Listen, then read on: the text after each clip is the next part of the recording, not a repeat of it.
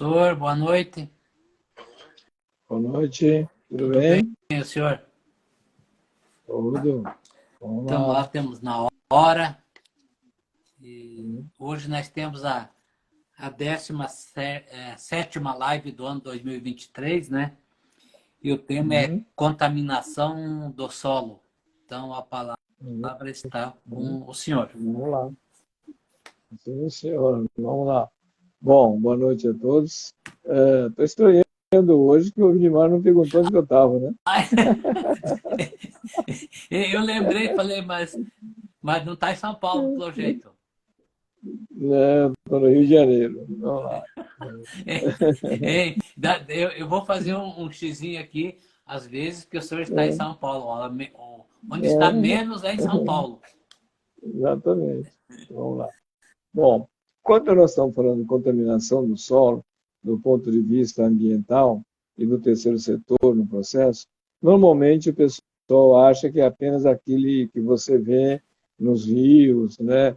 O plástico boiando, lixo na rua, né? Aterro sanitário, essas coisas que o pessoal que tem visibilidade que chama atenção, não é isso? Mas tem contaminação muito mais perigosa e muito mais complicado que isso, que o pessoal não tem ideia sobre isso, né? Um deles famoso, por exemplo, que quase não se fala nada, é aquele que é contaminação feita nos postos de gasolina. Bombas de combustível que fica enterrada, tá? Aquilo fica vazando óleo, água, gasolina, diesel, um monte de coisa. Você não percebe. Às vezes é um pequeno furozinho que vai na base de conta-gota e ele está contaminando o lençol freático a 3, 4, 5 quilômetros abaixo do processo. E a pessoa não tem noção. E não vai sair nunca, não bem entendi. Tá? Você retirar isso, tem que remover o solo inteiro. Um caso grave que teve no passado, que teve problema seríssimo de contaminação, causou maior furor no processo, foi com a questão das lâmpadas fluorescentes.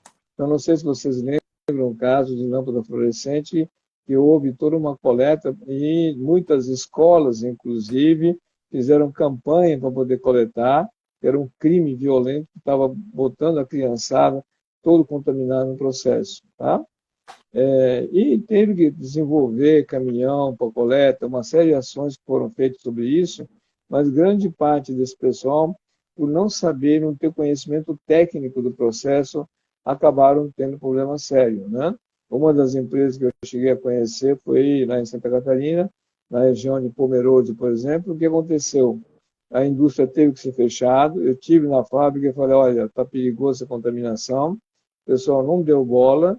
No fim, veio a questão ambiental e, além de demolir a empresa, eles obrigaram a tirar 1,5 metro do solo, onde estava a fábrica inteira, teve que envelopar ela e guardar ela, porque simplesmente estavam contaminando o solo. Tá?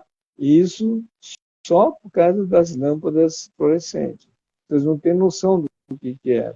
Houve, por exemplo, um caso sério no Brasil, que é aquele Césio 137, quando houve em Goiânia, vocês viram o que aconteceu no processo.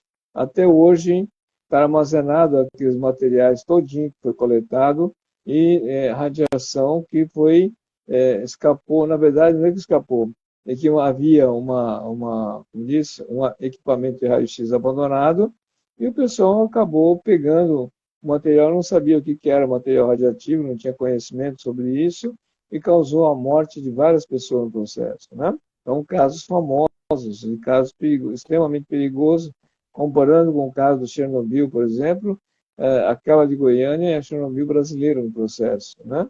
E até hoje estão lá depositados material e não se sabe quando que aquele material vai parar de emitir radiação. Né? Praticamente daqui a talvez uns 400, 600 anos, estão falando. Né? Outra contaminação extremamente complicada que está acontecendo no Brasil, não sei se vocês lembram uma época que começou a surgir no mercado vassouras feitas com garrafa PET. Né? Então, pegava-se a garrafa PET, transformava ele em fitas e, com isso, juntava as fitas e fazia garrafa PET. Bom, o maior problema que acontecia é o quê? Você transformou um material plástico que estava como garrafa plástica, e você transformou em microplásticos, PETs no processo, que fica invisível ao seu olho nu, no entanto, ele está no solo, e na primeira chuva, aquilo vai via água, corre para os ribeirões, rios, e com isso contamina todos os peixes, um monte de coisa no processo. Então, é uma situação extremamente complicada. Tanto foi proibida a fabricação dessa garrafa PET com vassoura com isso, né? Ficou proibido. Um outro produto que começou a fazer um tempo atrás com PET também foi a fabricação de fios finos e com esse fio fazer tecido para a gente utilizar ele como camiseta, um monte de coisa. E tinha até propaganda que eram produtos, né, de garrafa PET, não sei, recuperado, reciclado, coisa nenhuma. Só que é o seguinte, aqui no corpo humano, depois você lava ele, começa a desbotar, começa a quebrar, começa a ficar como diz, todo quebradiço no processo e acaba também transformando em microplástico no processo, né? Então, com isso, a maneira de utilizar e contaminar o solo são muito variados, muito diversos processos. Agora, o mais complicado desse, que pouca pessoa está observando, que poucos movimentos estão tomando cuidado, é a contaminação através de produtos químicos na lavoura, tá? Isso todo adubo que você aplica anualmente na lavoura, não importa qual cultivo que for o negócio, não tem a absorção daquele material pela planta no processo. Mais de 70% dos adubos que você aplica hoje numa planta, ela vai embora no subsolo, ela não fica na planta. A planta consegue absorver coisa em torno de 10% a 15%, no máximo 20% do adubo que você joga, se é adubo foliar, se é adubo químico, o que for, e que se aproveita no processo. O resto vai todinho para o subsolo. Bem entendido. Subsolo. Isso vai contaminando o subsolo. E você vai aparecer essa contaminação só na profundidade de 2 metros, 2,5 metros, 3 metros, e começa a aparecer a contaminação. E essa contaminação, cada vez mais, ele vai subindo e vai chegando a um ponto de desertificar o solo. Isso fica impossível produzir qualquer tipo de produtos agrícolas nesse mecanismo. E você não sabe a reação que isso pode dar em termos de reação química dentro das características do solo, e isso pode estar passando para o alimento e nós estamos consumindo isso. Então, isso, por exemplo, é um dos pontos gravíssimos no mecanismo. Apesar de ter uma corrida sobre a questão dos produtos orgânicos no processo, no Brasil também tem um engano muito grande no processo. Então, não é porque a pessoa não usa agora, né, agroquímico, agrotóxico, qualquer defensivo agrícola nesse momento, e que seja garantido que seja produto, né, isento e seja orgânico. Não, nada disso. Por que motivo? Como ele está contaminado o solo a mais de 2 metros de profundidade, você não tem noção do que é. Você pode deixar de usar adubo há 5, 10 anos no processo e você imagina que ele está livre. Não, ela fica lá no fundo, né? Ela só não vai aparentar no processo. Então, se fizer uma análise do subsolo de uma maneira com bastante cuidado, você vai constar isso. E se você bobear, nos produtos que você vai consumir, que seja fruta, grão, o que for, quando você começa a analisar, vai aparecer o bendito produto no processo. Além desse negócio do defensivo do solo no processo, esse mecanismo acaba indo para o subsolo e acaba contaminando o lençol freático. Isso é cada chuva que cai, cada vez mais ele vai aprofundando, e ela vai contaminando o subsolo. E até que no momento essa água vai ser usada em algum processo industrial, ou em alguma residência como poço, ou até nos poços artesianos começa a aparecer esse tipo de material nesse mecanismo. Só que essa contaminação ela é tão sutil no processo que muitas vezes nossos laboratórios de análise não estão preparados para isso, porque não tem como detectar certas situações.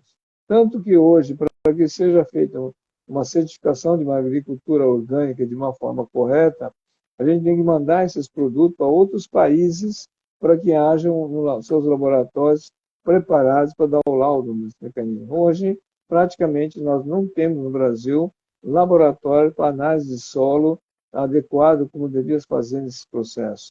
Porque nossas análises de solo estão na profundidade de 25 a 40 centímetros, nada mais que isso, então faz uma análise superficial de reação química no processo.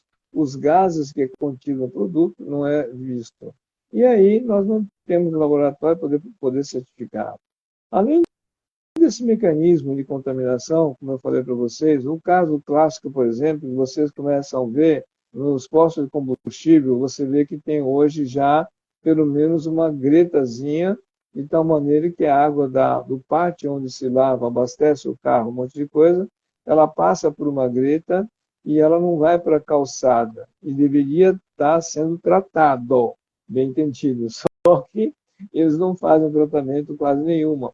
Pode fazer no começo, mas ao longo do tempo vai exaurindo, tendo exaustão do filtro e não fazem a troca desse material. Então, é uma coisa que, no primeiro momento, parece interessante na proteção, mas ao longo do tempo você começa a ver que não é bem isso. E os projetos mal feitos de inclinação errada, você vê comumente que, apesar da coleta através das canaletas, quando ele tem um volume maior, ela acaba esvaindo, saindo da canaleta e indo para a calçada convencional, e assim por diante. Né? E isso tudo vai para o solo no processo. Então, existe uma série de cuidados que nós temos que ter, e isso é medido, esse processo. E essa medição são passivos ambientais, e como é que eu tenho que neutralizar esse mecanismo, que é a grande dificuldade. Então, hoje nós temos um grande número de contaminações, não só aquilo que é visível ao olho nu, que nos incomoda no processo, que é a garrafa na beira do rio, a sacola no meio do lixo, um monte de coisa que você vê visualmente. Mas você não analisa qual é o tipo de contaminação que está havendo debaixo dos seus olhos, que você não enxerga o que está acontecendo. Né? É comum você ver, já teve várias reportagens em televisão mostrando que tal é o volume de lixo no mundo inteiro, principalmente na questão plástica, e grande parte deles está indo o quê? Está começando a contaminar, formando ilhas no oceano. Chega a formar ilhas, só para ter uma ideia. E é comum acontecer, depois de alguns anos, que um plástico, por exemplo, no litoral paulista ou litoral do Brasil, receba material originário da China, originário da Índia ou da Inglaterra, que a corrente marítima traz no processo. Além da corrente marítima que traz esses contaminantes, também tem a questão, por exemplo, dos navios. Hoje, o volume grande de navios mercantes e cargueiros hoje existentes, ela vai acabar contaminando toda a água e, consequentemente, isso levando para o subsolo. A grande dificuldade do subsolo é que, quando a contaminação acontece, ela não é fácil de retirar. Então, a retirada, por exemplo, de um contaminante na água é mais fácil você fazer a coleta, é visível e você consegue fazer uma coleta mais tranquila no processo. Na terra não dá para fazer isso. Você não enxerga o processo. Ela está dentro das moléculas da terra que estão embutidas nesse processo. Porque na água, por exemplo, se você tem algum óleo que derramou, você tem o brilho na água que existe no processo, dá para saber facilmente. Então, com isso, dá para enxergar a contaminação e tem jeito de você coletar aquilo com mais precisão no processo. Agora, quando chega no solo, você não enxerga mais, porque muitas vezes não aparece, no primeiro momento pode aparecer na superfície, mas em seguida aquilo vai infiltrando, vai ficando no fundo do solo. E você não enxerga, porque ele está, como eu falei para vocês, a 1,5 m, 2 metros, até 3 metros de profundidade, os resíduos estão a essa profundidade. Então, você não enxerga. Então, automaticamente, acha que não tem nada preocupante em relação a isso. E exatamente o perigo está aí. Né? E a questão não é só o material plástico no processo, como eu falei para vocês, óleo, ácidos, uma série de produtos, por exemplo, de remédio que a pessoa joga fora. Vai no aterro sanitário, aquela cápsula rompe e ela entra em reação com outros produtos lá dentro e acaba formando um coquetel de veneno que vocês não têm noção. A gente nem imagina como é que isso pode contaminar o quê? Nós não temos nem como você mensurar isso. Isso, por exemplo, é um fator extremamente complicado, onde as pessoas não estão tomando esse cuidado. Então, quando nós estamos falando em contaminação do solo, é extremamente complicado, porque nós temos que ver todo o histórico em torno da onde você está, que tipo de trânsito acontece.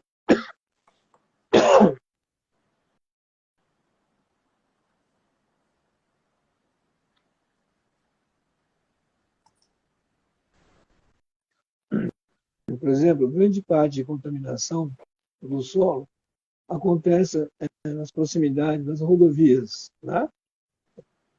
Caminhão que transita com produtos químicos, produtos, né, mesmo fertilizante ou produto agrícola no processo, ele acaba dando toda uma contaminação no solo.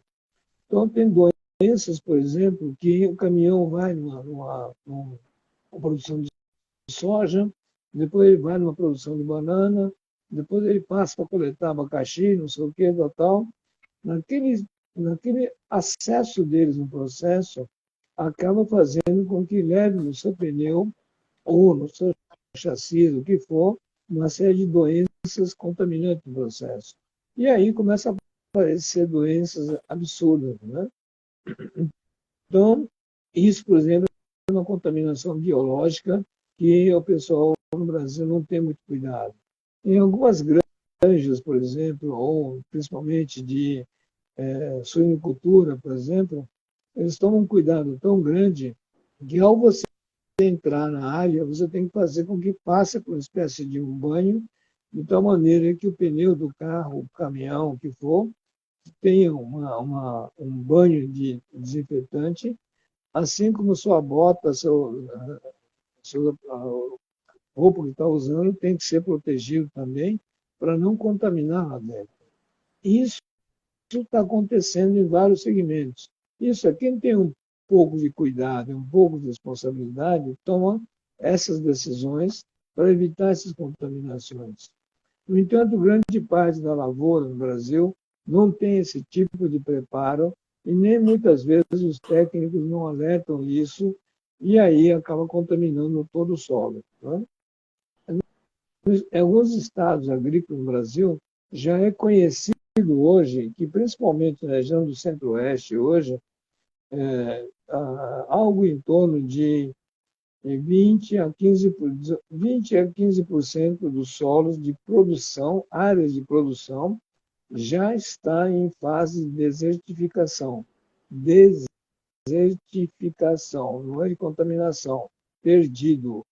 Esses solos, para ser recuperado, você tem que fazer com que haja um tratamento muito intenso, por um prazo muito longo, nós estamos falando de 100 a 150 anos, para que ele volte a ser um solo saudável no processo. E o pessoal continua produzindo e acha que está produzindo pouco porque o adubo não faz efeito, joga mais adubo, acelera a contaminação. Né? Então, esse cuidado que tem que ser tomado no processo. Isso não é só na cultura de soja, só isso não. Tá? Em várias culturas está acontecendo esse tipo de situação. O caso clássico que eu disse, por exemplo, são os morangos, são outros tipos de produtos, por exemplo, o próprio café. Então, existe toda uma contaminação que nós não estamos preparados para saber que existe a contaminação, por incrível que pareça. Porque nossas análises são muito superficiais e, com isso, não consegue detectar certas situações e, com isso, o pessoal fica tranquilo achando que não tem contaminação nenhuma. Então, há uma necessidade de fazer uma avaliação disso com bastante cuidado, e muitas doenças começam a surgir na região e as pessoas não sabem o que está acontecendo. O próprio solo está sendo contaminado. Quando você vê muitas vezes uma área, grande área de plantio, por exemplo, é comum você ver um redemoinho de vento no verão, um monte de coisa, girando o solo, tendo uma poeira no processo. E a pessoa acha que aquela poeira lá é poeira de solo. Né? Não, é a poeira de contaminação de produtos químicos que não foram absorvidos no solo que estão dispersos no ar e aquilo viaja quilômetros, quilômetros, e nós estamos falando de, ela vai até coisa assim, algo em torno de 2.500 a 3.000 metros de altura. Ele é carregado a essa altura. E dali acaba transmitindo.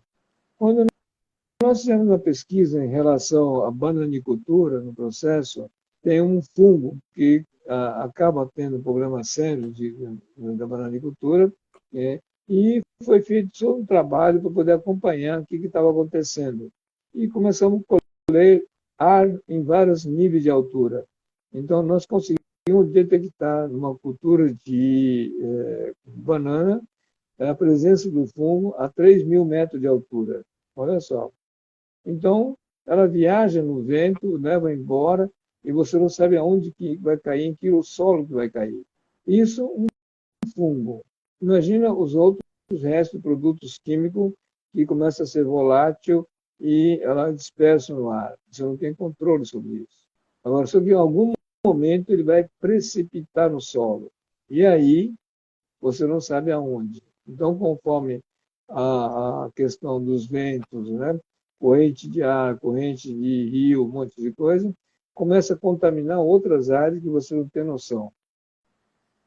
Então, essa questão, na questão ambiental no processo, essas contaminações, eu tenho que medir ele nos balanços socioambiental para poder ver qual é o nível que está acontecendo dessas contaminações e quais são os cuidados que eu tenho que ter e como vou mensurar esse processo. Então, existem várias formas técnicas que tanto o agrônomo como o engenheiro ambiental tem que sentar junto para saber qual é isso. Isso é, qual é o consumo por hectare, por ano, de determinados tipos de insumos, inseticida, o que for. Né? Qual é o resultado que teve e qual a necessidade de manter esse processo. Quais são as alternativas que eu posso fazer de tal maneira que eu possa usar material orgânico para evitar essa contaminação. E assim por diante, tem que começar a fazer um cuidado nesse mecanismo. Então, não é simplesmente o que nós estamos enxergando no processo. Então, tem muito mais contaminação que vocês não têm noção do processo.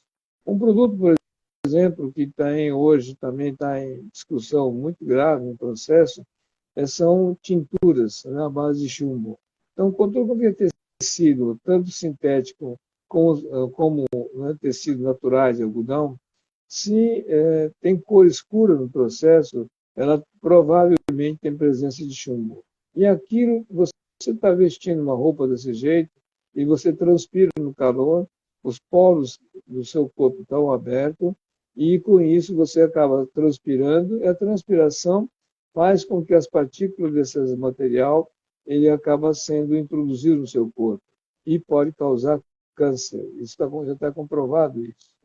Assim como muitos casos de doenças que estão surgindo em vários lugares no Brasil, principalmente nas regiões agrícolas no processo, ou de culturas variadas no mecanismo, tem começado a aparecer uma série de doenças. Quando você começa a mapear isso, a doença e a relação de produção agrícola, você começa a levantar um outro rastro de destruição que causa esse tipo de trabalho, esse tipo de produção.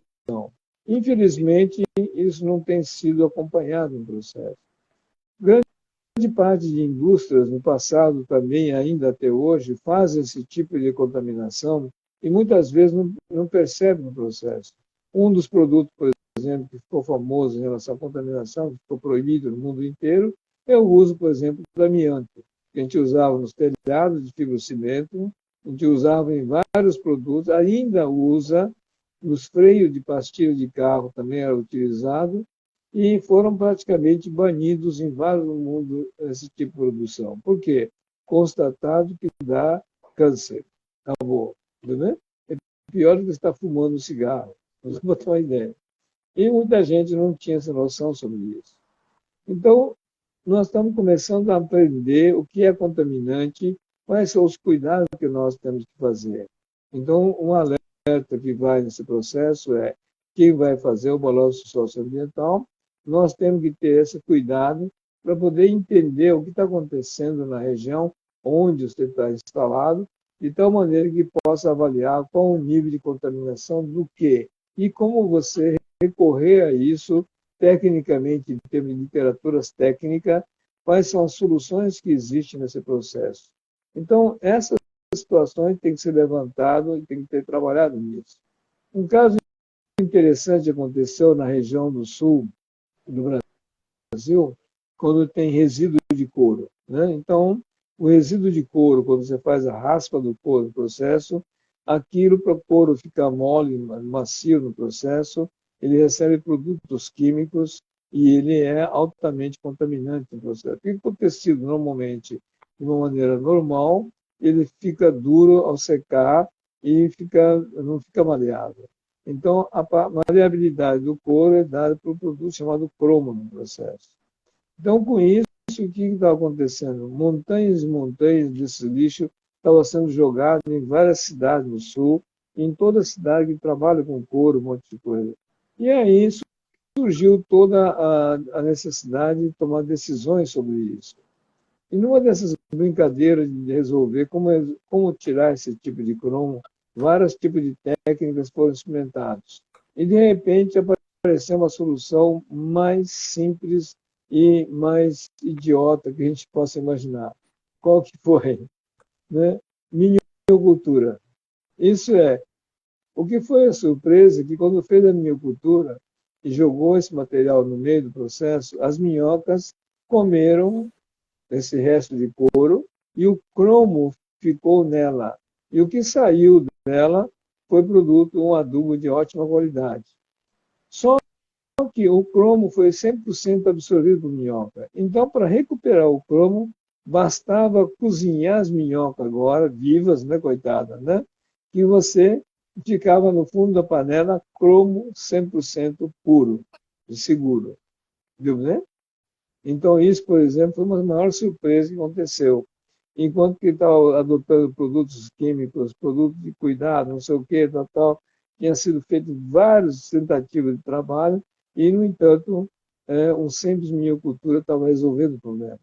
Então, tem soluções relativamente fáceis, tem que testar, tem que pesquisar e tem que cuidar com isso. Então, hoje, quando nós estamos falando em fazer com que haja uma prevenção na relação da contaminação do solo, então só o fato de você estar simplesmente limpando uma calçada, né, e jogando fora, né, a água do processo e vai para o ralo, né, aquilo dentro da rede de águas pluviais ou no seu gramado, jardim, você acha que não está tendo contaminação. E isso que é o perigo do processo. Você não sabe qual é o tipo de resíduo que está tendo na região e aquilo pode estar contaminando seu entorno do processo. É comum muitas vezes acontecer em muitas cidades no interior industrializado que às vezes amanhecia o seu quintal de fuligem, tudo escuro, tudo preto. Então as pessoas ficavam pé da vida para poder limpar, simplesmente jogava água para poder fazer com que pudesse ter, né, o quintal fosse limpo no processo. Só que ao estar fazendo isso, esse material estava carregado de muitos produtos contaminantes e as pessoas não sabiam o que estava acontecendo. E aquilo, ao longo de todo o dia, toda a noite, estava tendo essa sujeira, acabou causando um problema seríssimo. Um dos casos mais famosos que teve desse processo foi na região de Cubatão, onde começou a constatar o quê? Né? Nascimento de crianças sem cérebro. Né? Isso, inclusive, está lá em Cubatão, tem amostra desse processo, o que causou esse tipo de situação.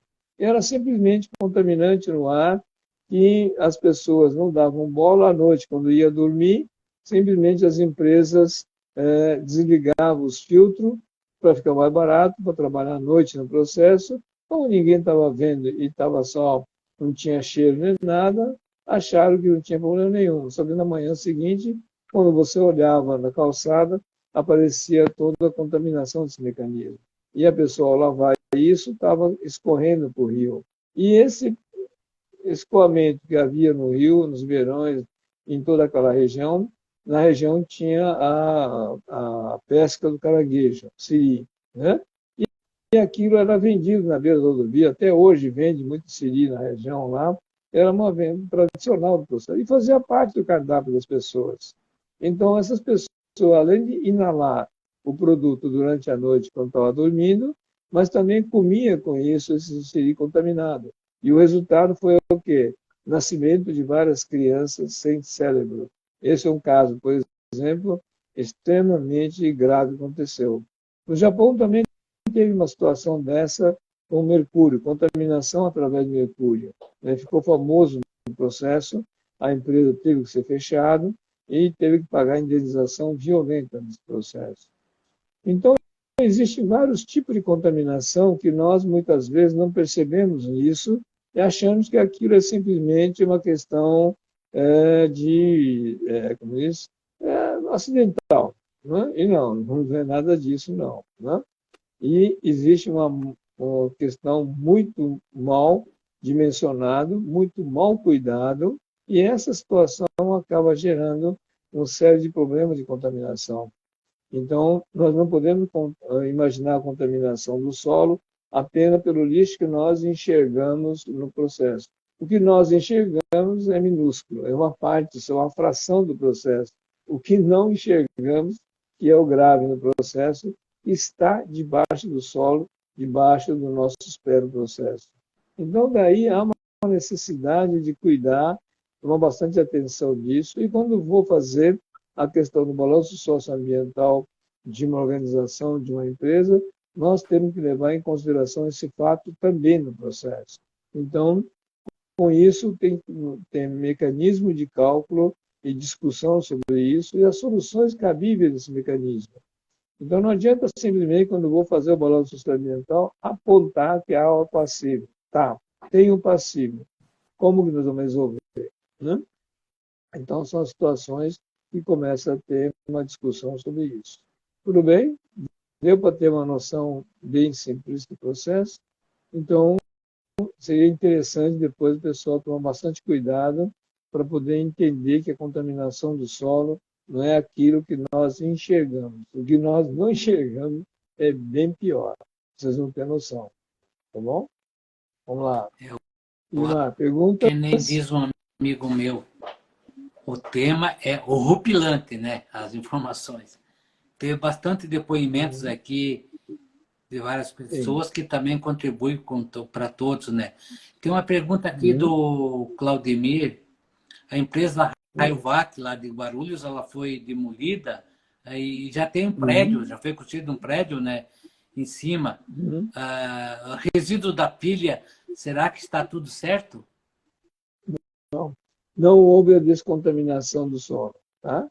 Simplesmente acharam que botam um prédio em cima, tampa e acabou. Né? Não é bem assim. Né? E tem uma... Tem uma da Bia aqui.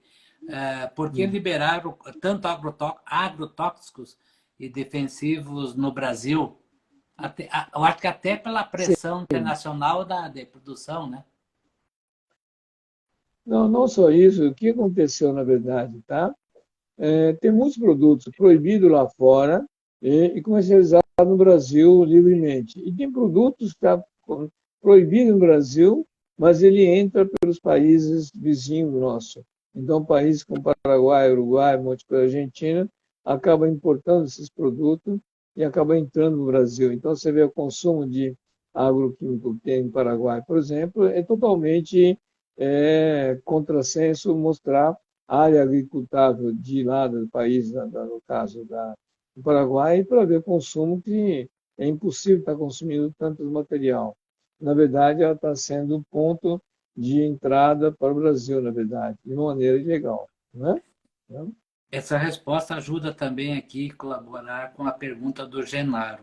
Existe algum estudo mais aprofundado sobre essa contaminação do solo através dos adubos, no caso, fora do Brasil? Daí vem esses outros adubos que não pode vender lá e vende aqui, daí? Sim, exatamente. Os nossos adubos no Brasil, infelizmente, por causa do atraso na área química do processo, isso nós não dominamos química fina, nós conhecemos a química convencional no processo, então a química fina é trabalhar a nível molecular do processo, então com isso ainda nós estamos na época da Idade das Pedras, ainda usando produtos que não, que já estão condenados em muitos países e nós não sabemos trabalhar e estamos trabalhando com produtos condenados. Esse é um dos pontos. O outro ponto no processo é o seguinte, a metodologia que você vai fazer no solo, que você usa na Europa, é totalmente diferente daqui no Brasil. Então, a formulação que é feita um produto, por exemplo, para a Europa, para os Estados Unidos, não serve para cá. Por quê? Lá eles têm neve, tem um frio, congela o solo e muda completamente o sistemático do solo. Aqui não, não tem isso. Então, aqui é dinâmico. Então, com isso, o que acontece? Muitas contaminações, por exemplo, nos países mais frios, ele é absorvido pela neve.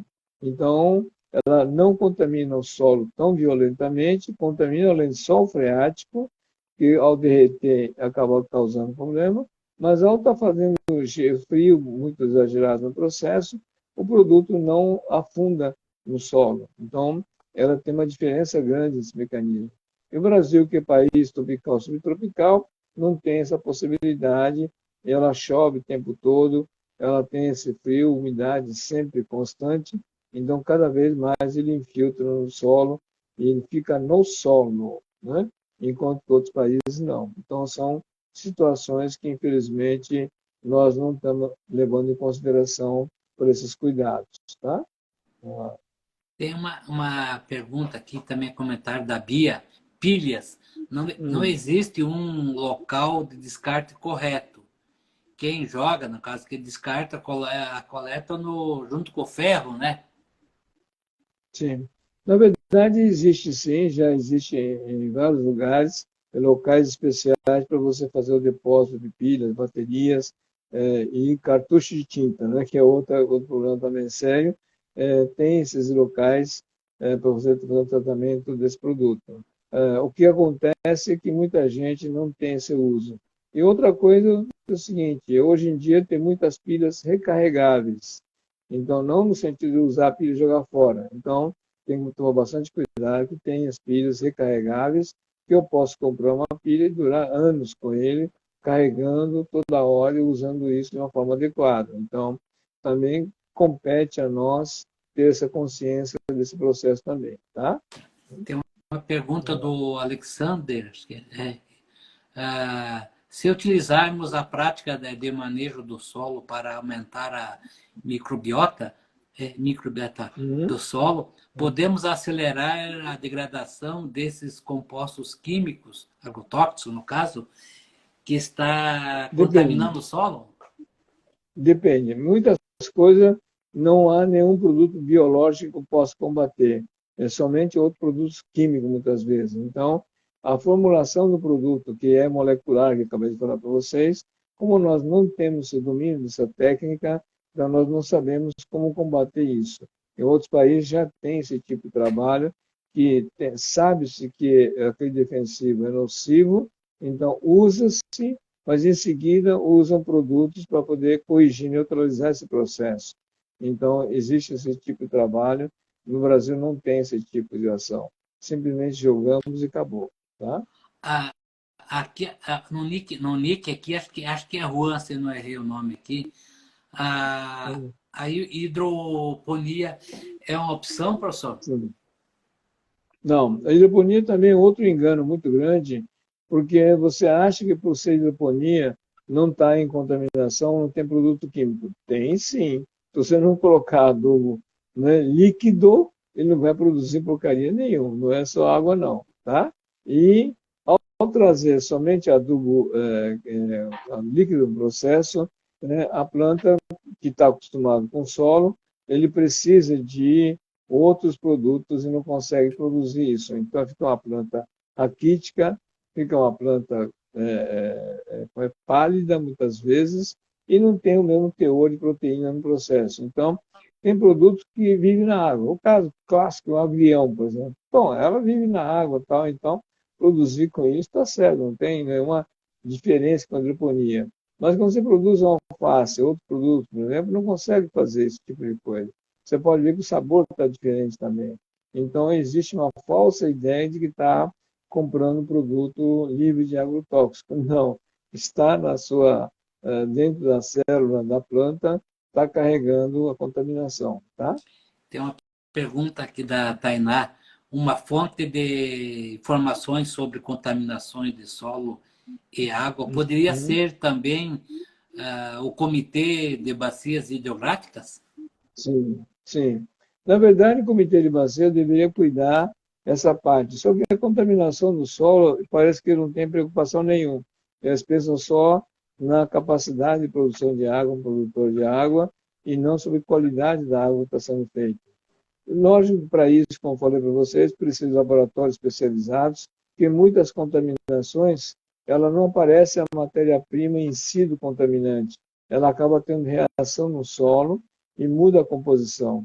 E isso, com isso, dá uma falsa atestado de que está em dia aquela água, e, no entanto, quando faz uma análise mais técnica no processo, mais afinado, começa a aparecer contaminação. Então, isso é um dos pontos que nós não estamos sabendo fazer essa análise. Então, isso é um ponto chato e é um ponto onde nós vamos pagar muito desse erro. Tá? A Paula pergunta como o seguro pode auxiliar na prevenção à poluição do solo? Sim, pode fazer, porque é o seguinte: ao você contaminar o solo no processo, está diminuindo a rentabilidade daquela área. Então, se eu tenho uma produção agrícola, um monte de coisa, então ela vai estar sujeita muito mais à perda no processo. Então, a perda de produtividade causada por esse processo é um fator. E, além disso, o consumo humano e as causas de doenças que estão tendo em relação àquele material contaminante do processo também é um outro fator que o seguro devia estar analisando. Isso é, quantos óbitos teve no Brasil causado por esse tipo de doença não considerado no processo por falta de laudos técnicos. Isso já em algumas cidades, por exemplo, no caso de Mato Grosso, por exemplo, foi detectado e comprovado que determinada região tem alto índice de câncer feminino, um monte de coisa, porque naquela região usava determinados tipos de produto e tal, e começa a cruzar as informações. Então, a falta de pesquisa, a falta de cuidado nesse processo está causando isso. E as seguradoras parece que não estão muito interessadas nesse momento sobre esses cuidados e deveria estar mobilizando isso, porque isso fatalmente vai dar processo no futuro bem pesado para as indústrias que vão ter que pagar indenizações gravíssimas no processo. Então, seria interessante que a seguradora tivesse o cuidado de analisar isso e levar em consideração esses fatores. Então, esse é um ponto que, infelizmente, aquele negócio, né? A turma não faz nada até a casa cair. Depois que a casa caiu, caiu a casa, né? E não foi a trabalho de prevenção do processo. Então, isso é um dos fatores extremamente complicados que nós temos que conviver, infelizmente. Tá? Aí acho que caberia, acho que não cabe uma parceria, né? Porque quanto mais ela Sim, aumentar o sinistro dela, mais também vai reduzir o sim, retorno e tá sim, aumentar o seguro por causa do sinistro. Então, exatamente. se houvesse uma E parceria olha, com relação ao controle da é, contaminação, seria ganha-ganha, né, professor? sim, ganha, ganha. E não só isso, tem contaminação, por exemplo, de alimento, que a pessoa muitas vezes está dirigindo, dá uma sonolência complicada, um monte de coisa, e aquilo não era da reação humana normal no processo. Alguma alimentação contaminou algum processo, a pessoa não percebe e tem o hábito de comer aquilo diariamente no processo, e aquilo vai intoxicando as pessoas sem saber. E aí acaba tendo muitas vezes acidente, um monte de coisa, sem saber que está acontecendo isso. Então, tem esse outro lado que é muito importante para a gente levar em consideração. Tá? O senhor fez um comentário antes, é só por curiosidade, qual a região que tem as terras que 20% já estão, como é que é? O senhor usou um termo e eu não lembro ali que não estão A descertificadas já, região né? mais contaminante é o estado de Mato Grosso, é um deles. Né? O Mato Grosso tem o estado de Rondônia, tá? Também está nesse processo. Tem uma parte do estado do Pará também com essa situação. Então, já tem vários estados que estão com isso, porque não levou em consideração a qualidade do solo e a dosagem dos defensivos no processo. E isso fez com que aquele negócio não estava produzindo direito, botou mais adubo. Então, como intoxicou com adubo, a planta deixou de produzir. Aí o cara aduba mais fortemente e aí piora a situação. Então não era para adubar, era para poder parar de adubar e mudar o adubo, um monte de coisa para o trabalho. Então isso, os agrônomos, o pessoal, poucos têm essa consciência e o dever de trabalhar com isso de uma forma correta. Ele quer produtividade acima de qualquer coisa, e isso causa esses problemas. Tá? Professor, aqui até então as perguntas cessaram, então se o senhor quer Ok, fazer mais algum comentário aí? vamos lá. Então, hoje nós estamos falando de contaminação do solo, mas não é simples assim como vocês pensam. Nós nem temos ideia, para falar a verdade, do qual o nível de contaminação real que está acontecendo conosco. Infelizmente, está sendo isso. Principalmente quando tem grandes culturas, monocultura, que são soja, milho, cana-de-açúcar, um monte de coisa, nós não estamos sabendo trabalhar isso. Por exemplo, um caso clássico disso, recentemente, foi o quê? Todo mundo achou, ou se falou, que podia usar o minhoto, que era resíduo da usina, para você regar isso na terra outra vez, para devolver, que estava devolvendo a fertilização do solo.